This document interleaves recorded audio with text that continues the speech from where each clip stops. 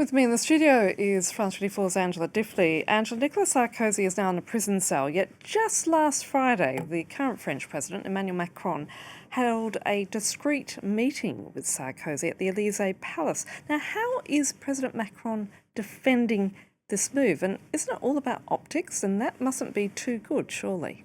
Yeah, it is a very delicate line to tread. As we heard there, Nicolas Sarkozy, his supporters and his ardent supporters who worship, adore him, are saying that this judgment was politically motivated, personally motivated, ideologically motivated.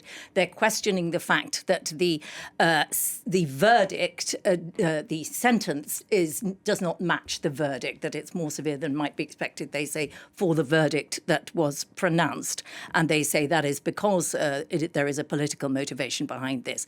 Those who dislike Sarkozy are not fans of Sarkozy's, point out that he himself was responsible for a very tough law and order policy, tough line on crime, and that when it comes to his own behaviour, he is unable to cope, and that he is spinning a narrative that he is sometimes the victim in this, somehow the victim in this. It should be remembered that the judges, some of those involved in pronouncing this sentence and the verdict, have received death threats. So Emmanuel Macron is in a very delicate position. He has in no way interfered and said anything that might suggest the impartiality of the judges or question the independence of the justice system. Nevertheless, he has said, as someone who is a predecessor of mine, a former president, it's only natural I would discuss this with him before such a big event. It would be extraordinary to know what they discussed.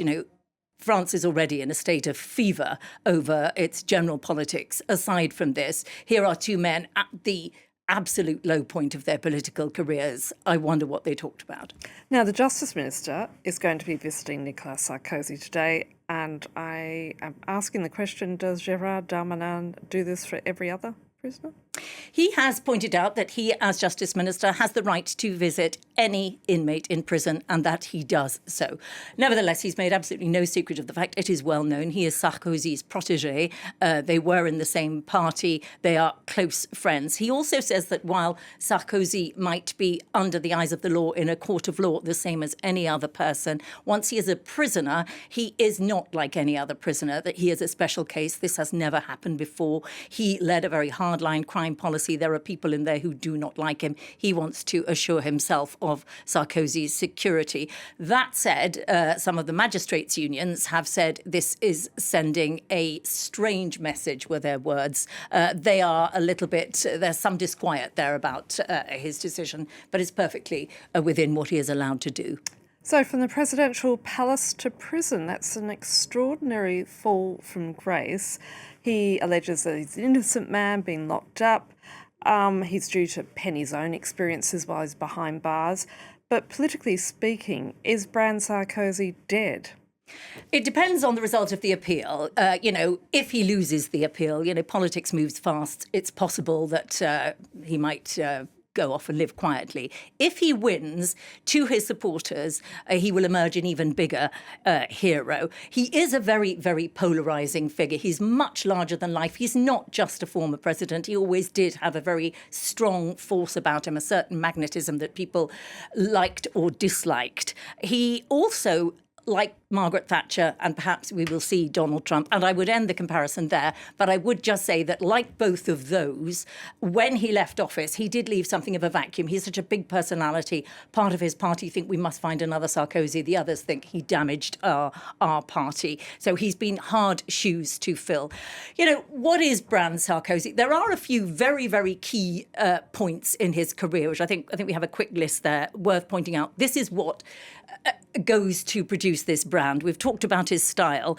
A key event in Sarkozy's career, he was 38 years old, mayor of the wealthy Paris suburb of Neuilly. 3- and 4-year-old children in a nursery school, a class that were taken hostage by a mentally ill man who had explosives strapped to him. Sarkozy went down to the school, put himself in personal danger, went in, personally negotiated, and came out with 4 of the children. Other negotiators went in and got some of the others out. that. But that was contrasted very much with the interior minister of the time, who dealt with things by phone from his offices in central Paris. Sarkozy, his critics say, made sure all the television cameras saw all of this. But he put himself in personal danger. The other thing, he will never be forgotten in France for these two words, scum and power hose. In his campaigning for his successful election in 2007 to be president, when he was campaigning in 2005, he was in one of those very crime-ridden parts on the outskirts of Paris. He looked up and was talking to a woman leaning out of her balcony, and he said, "Are you fed up of this crime? Are you fed up of this scum? I'll get rid of it. I'll use a power hose." And people said, this man wants to be president of all of the French people, and he thinks language like that is appropriate. He will never live that down.